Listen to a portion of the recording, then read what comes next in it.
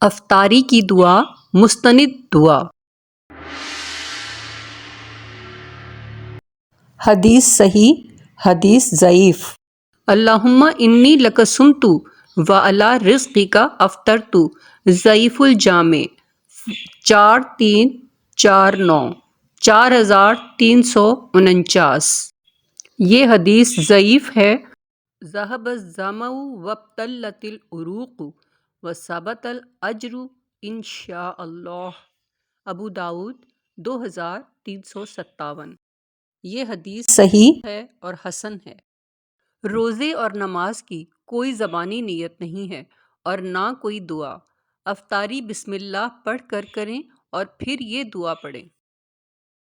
اگر نہیں آتی تو یاد کر لیں: ذہب الظمأ وابتلت العروق وثبت الاجر انشاء اللہ۔ ذہب الظمأ وابتلت العروق وثبت الاجر انشاء اللہ۔ پیاس چلی گئی، رگیں تر ہو گئیں اور اجر ثابت ہو گیا اگر اللہ نے چاہا۔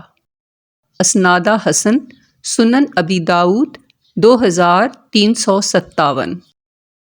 عبادات، دعائیں اور اذکار ہمیں وہی کرنے چاہیے جو حدیث سے ثابت ہوں۔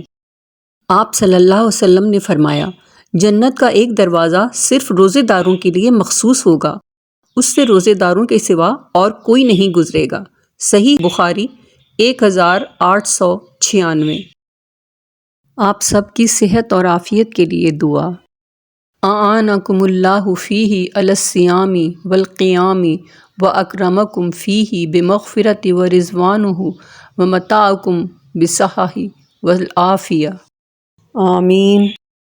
قائم اسلام کو لائک، شیئر، کمنٹ کیجیے اور سبسکرائب کیجیے۔